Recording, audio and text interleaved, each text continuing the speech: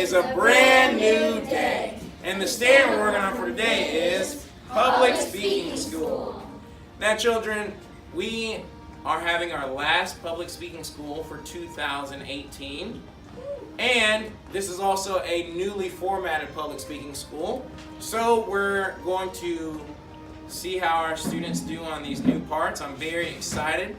Miss Lucas's class and Miss Marion's class did a great job. So I know my class will deliver. What we're going to do quickly is we're going to go through who's giving an assignment, and then we're going to go ahead and get started. Our public talk entitled A Nightmare Come True will be given by Miss Subia Stressa. Guys, clap. Our return visit part will be conducted by Mr. Samuel Shapiro and Mr. Tommy DeBone. Get us with the camera. Mama is here. Hey.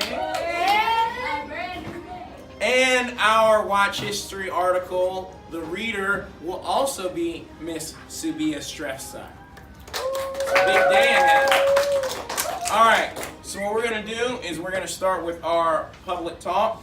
We're going to invite up Miss Subia Stressa as she stands where I'm currently at, and she will deliver the public talk, A Nightmare Come True.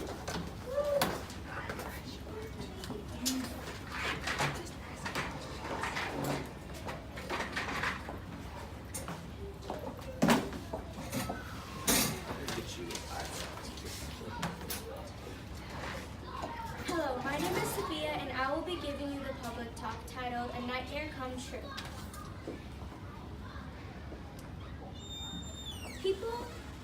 People had fear about the potential of another war breaking out because World War I scared a lot of people. People don't want all the damage to happen again. People during the 1920s and 1930s are trying to make their homes and countries safe. People did not want another war happening. World War II breaking out was a nightmare for many people because after World War I, most people thought that there wouldn't be another war, and then boom, there was World War II. People think that might happen again. That's why people are scared. Now let's talk about the Axis powers. The Axis powers were Germany, Italy, and Japan. Those three countries joined each other because they all believed in racism. They also formed an alliance to defend each other. They all had things in common, so they all joined each other. Now, I will be talking about how I think World War II began. I think World War II began because when Germany invaded Poland, which led Britain and France to declare war and Hitler's Nazi state in retaliation. I also think it was a Marco Polo Bridge incident, which was also a conflict between Chinese and Japanese troops near the Marco Polo Bridge. The bombing of Pearl Harbor happened on December 7, 1941, by the Imperial Japanese Navy Air Service against the United States Naval Base. The impact it had on the U.S. citizens was it made them want to go war with Japan. I think World War II occurring was a nightmare come true for those who lived through because, it was basically a repeat of World War I. And if you think of it, it's terrorizing. The survivors had to go through all of the pain and everything that most people have put them through. It happening all over again after a break is tiring. Just like how we had school, then summer break, and here we are at school again. I bet it was tiring. But for the survivors, it was slightly different. They just went through anything that you probably will never experience in your life. Well, maybe. See here, what I'm trying to say is the people who went through this the terrible things in World War I, it was terrible. Like some even got killed, but now we're thankful for the survivors and we're happy that other people survived too. Like just imagine if we were in World War I, we wouldn't be alive to this day. But thank you.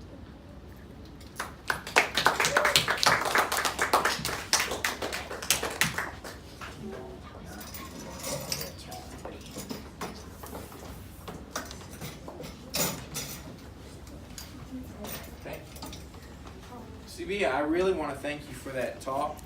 I really enjoyed the information you brought out, especially about the incident between the Japanese and the Chinese military. That's one incident to have you know a little history. Most historians, just about all historians, say that World War II started in 1939 when Germany invaded Poland. But if you do your research really into the events that really started World War I, a lot of people will tell you that it actually started when Japan invaded Manchuria, China, or Manchuria in 1931. So I was shocked to see Subia actually bring that out, because that's not something that's in any social studies book that I've ever read, but it's something that you really have to do research into World War II and the events that led up to it to find out about. So I thought that was very nice that you brought that out in your talk. Now, the only piece of advice that I would give you is to just relax. I could tell you were nervous. It's okay. Everybody gets nervous when they have to give assignments on the school. But you got to remember that you know most of the people in this room. You know most of the people in this room for years. So it's okay. I did think that your talk was good enough to where we may have to get together and see if you can do some future assignments. And until you have to give your next assignment in just a few minutes here, you can relax a little bit and breathe. Thank you for that public talk. All right, so now we are moving on to a brand new part of the public speaking school. It is our return visit. And when I was thinking of this part and thinking of who was going to do it first, there were two people that came to my mind. Two people who never stopped talking in class, but they always get their work done.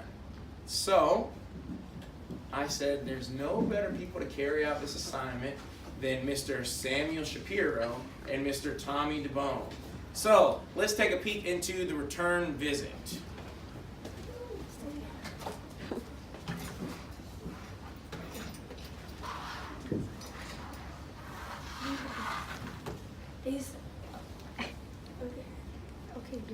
Hey Sam, who was Adolf Hitler and what is fascism?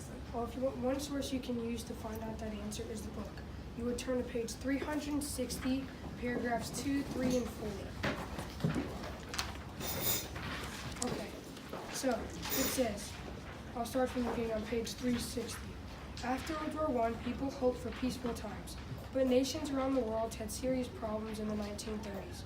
The Great Depression ruined their economics. Thousands of people had no work and struggled to make a living. As things grew worse, people turned to strong leaders to solve their problems. A German named Adolf Hitler said that he could solve his country's problems. He led a political party called the National Socialists, the Nazis. The Nazis believed in fascism. Under fascism, the government controls the economy, culture, and all parts of people's lives. So in fascism, if the government says, or if Hitler says that you can't eat for a day, you can't eat for a day and you can't say anything back to him. So everything he says goes. And then in 1933, the Nazis took power in Germany.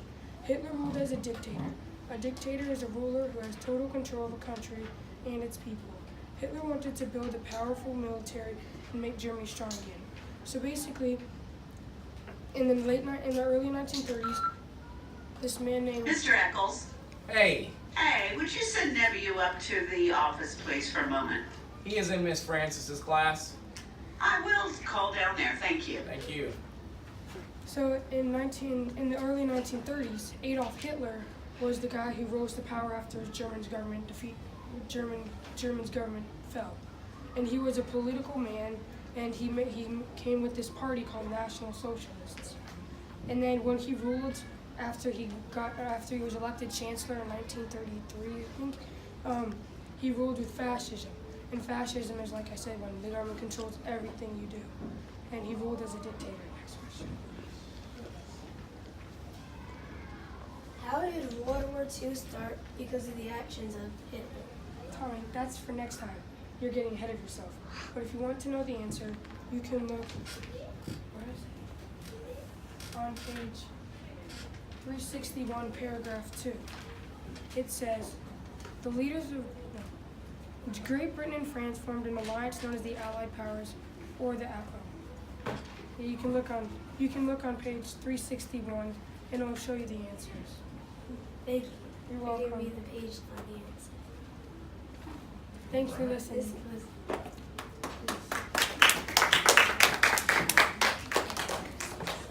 No. Listen, y'all take a seat.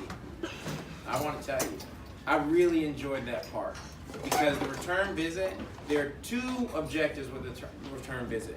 You've got to show your classmates where you can locate information in the resources that we have, like the social studies book or Illuminate or perhaps a website. And probably the hardest part about the return visit, it calls for you to have some sort of acting ability because you're putting together a scene. What I really enjoyed about that part was that it was very real. I've seen you guys have conversations like that before where y'all are helping each other out to find something that we're going over. The amount of research, the amount of time that you put into it, I really appreciate that. And one thing that I really want to bring out that I loved about your part was this was the very first return visit we've done. So for you all to get it and do it that well, especially when you have nothing to go off of, I really appreciated that part. You know, this is another part that you can be very nervous about because it's not like y'all came in with a huge example to look at. So I'm very pleased and I'm really looking forward to the next time you all get this assignment. So let's give Sam and Tom a big round of applause. Thank you. All right, so now we're going to move on to our watch history article. If you two could switch seats with Sabia. And this is the part where you all as an audience get to share your comments. We have really enjoyed this part in Miss Lucas's class and Miss Marion's class. And I know we're going to enjoy it here. So we're not going to waste any more time. Sabia, can you please stand and give us the reading? Oh, I'd like to introduce my reader. It is Sabia Strefsa. She is going to be reading our paragraphs for us. Can you please stand up and read paragraph 1? World War II broke out in 1931. It was a war that many people dreamed would never come to pass. However, treaties, alliances, and political policies led to the breakout of the deadliest war in human history. The Treaty of Versailles put all the responsibility of World War I on Germany, causing huge inflation, leaving the German economy in ruins and German citizens starving. The Treaty of Versailles led Germans embracing the fascist Adolf Hitler, who promised to return Germany to its former glory by taking over Europe. Meanwhile, Japan sought to take over Asia through imperialism. The aggression of Germany and Japan led to the allied countries of France and Britain to declare war, starting World War II. Thank you for your reading. Question 1. How did treaties, alliances, and political policies contribute to World War II? All right, let's go with Miss Venable. The treaties, alliances, and political policies contributed to World War II because the treaty ended World War II. The alliances caused World War II, and the political policies were changed afterwards. Okay, further on this, let's go with Mr. Adenuga. Imperialism was one reason why Japan entered World War II. It lacked the resources that the United States had. The Treaty of Versailles made Germany pay for the damage of World War I to its own country. France and Britain were the allies with Poland, and Adolf Hitler promised not to bomb towns, so instead he invaded Moscow and Poland. And since Polish soldiers had died, which were allies of France and Britain, that was one of the reasons why they declared war on Germany. Okay, further on this, Mr. Samuel. Treaties, alliances, and political policies contribute to World War II because the Treaty of Versailles made the German economy ruin and their citizens were starving. Alliances also contribute to World War II because if a country was being attacked by another country, their ally will help them attack the country that attacked their friend. Lastly, political policies contribute to World War II because Germany and Japan led the allied countries of France and Britain to declare war starting World War II since they were trying to take over in their continent. All right, let's get to reading of paragraph 2. Thank you for that comment, Naomi. The reason for German aggression in Europe because Germany wanted revenge for what European Allied powers had done to the Germans through the Treaty of Versailles. Germany was looking for a leader and found Adolf Hitler, who blamed the Jews for German sorrow and used the Nazi Party for revenge and imperialism. The Japanese were aggressive in Asia because Japan was a small island nation who needed natural resources like oil, iron, and rubber. They wanted to become a superpower in the world. Japan invaded China, Vietnam, and Korea to try to rule Asia. Question 2. What were the reasons for German and Japanese aggression in Europe and Asia? All right, Mr. DeBone. The reasons for German and Japanese aggression in Europe and Asia was to get revenge for what the European Allied powers had done to Germans through the Treaty of Versailles. Okay, thank you. Further on that, Ms. Kwan. The reason why German aggression in Europe was because Germany wanted revenge for what the Allied powers made them do in the Treaty of Versailles. Japan, though, was a small island that needed natural resources, and they wanted to become a superpower in the world. Okay, further on Japan, what were some of the resources that they wanted? What were some of the resources that they were going after? Okay, Scarlett. The natural resources that they wanted were oil, iron, and rubber. Okay, thank you. And further on this paragraph, I saw your hand, Ms. Thomas.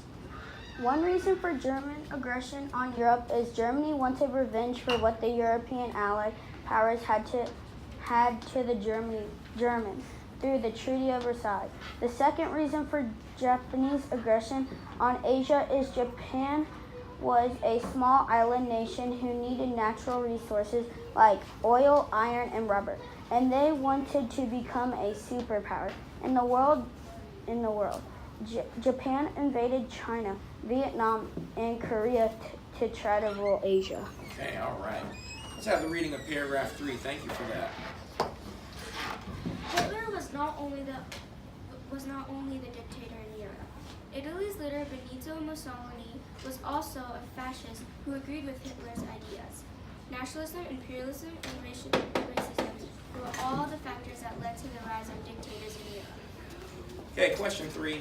What factors led to the rise of dictators in Europe? Okay, Miss Stretta. The factors that led to the rise of dictators is nationalism, imperialism, and racism. Okay, all right, so let's take these one by one. Can someone tell me what nationalism is? What is nationalism? Okay, Mr. Shapiro. One's love for their country. Okay, what is imperialism? What is imperialism? All right, Mr. Goudet. Imperialism is where one country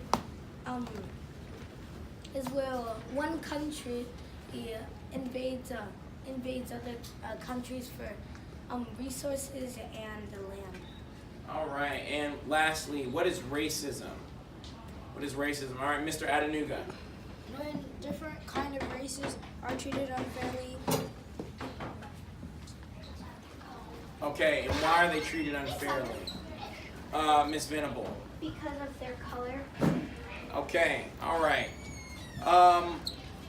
We're going to forego the reading of paragraph 5 and just ask the question. Who were some important historical figures in World War II? Okay, Ms. Venable. Some important people we need to remember are Benito Mussolini, Franklin D. Roosevelt, Joe Louis, Harry S. Truman. Okay, thank you. Further on that, okay, let's go with Mr. Samuel. Some important historical figures in World War II was Franklin D. Roosevelt, Joseph Stalin, Winston Churchill, Harry Truman, Benito Mussolini, and Adolf Hitler. Also, Hitler ruled Japan. Okay, can someone tell me what did each of those people do? Like, for example, what did FDR do? What was he famous for? Who was he? Ms. Kwan. All of these people were leaders at the time of their countries in World War II. Okay, all right. We are going to read paragraph 6, please, Sabia. On December 7, 1941, the United States was attacked in Pearl Harbor, Hawaii by the Japanese military. The U.S. had placed an oil embargo on Japan, not allowing the Japan to receive oil, and this led to the attack. The U.S. was aware that the Japanese would probably attack but did not go win. Over 2,000 people died in the attack, making it the most devastating loss of American life on U.S. soil until 2001. As a result of this, FDR said, "This is a day that will live on in famous for an awful person." This event led to the U.S. entering World War II. Question 6. Why did FDR say December 7, 1941 was a day that will live in infamy? Okay, all right, Mr. Alzurge. Said that because 2,000 people died in the attack. Okay, all right, let's get further details on that attack. What happened? Who attacked who? You know, what took place? All right, Mr. Shapiro. FDR said that December 7th, 1941 was an infamy because of all the people dying and everything else that happened that day. On that day, Japan attacked Pearl Harbor. They flew over the seas with their bombers and their airplanes, and they bombed the naval base. But luckily, the 4 aircraft carriers that were based at Pearl Harbor were out at sea, so the U.S. did not lose their aircraft carriers, which were the most important ships in World War II. All right, I love those extra details. Now, for our last question, we're taking a look at the picture. What historical event does this picture represent for the A part of question 7? Okay, Miss Brianni Millerhauser. The picture was representing the sinking of the Louisiana. Close. It was Pearl. You're thinking about the wrong war, though. What was in this picture? What was that? What was this picture of? Okay, Miss Snook. It was of the bombing of Pearl Harbor from the Japanese. Okay, and did you want to add anything to that, Simone? It was one of the very first attacks in the U.S. and many people died that day. Okay, all right. That was one of the. It wasn't the first time a foreign power had attacked the United States, but it was the most devastating for a long time. Now, bonus question. It was most devastating until what happened? What happened to where Pearl Harbor was not the most devastating attack in U.S. history anymore? Okay, Mr. Goudet. It was on the tragic day of September 11, 2001, where 2 planes crashed into the Twin Towers. Okay, all right. So we'll go into further detail about that on a future Watch History article, I'm sure. Let's ask our final question, the B part of question 7. What were some facts about the event pictured below? We know it was the attack on Pearl Harbor. What are some facts that you all went out and found out about this day? We can take probably 2 more comments. Okay, Scarlett. One fun fact about it is that the attack lasted 110 minutes. Okay, and one more comment to close us out, the last one for today. Let's go with Mr. Dubone. Okay. Over 2,000 people died in the attack of Pearl Harbor. The attack happened on December 7th, 1941. It is called the day that will live in infamy. Okay, I would like to thank you all for your comments. I'm sorry we're out of time. I wish it could have lasted longer, but we had to make this one go a little shorter than the other ones today. We got a late start. But I am very well pleased with how we did with our new format of public speaking school. It was a great start. We're only going to get better from here. Please give all of yourselves a big round of applause. All right. Thank you, thank you, thank you.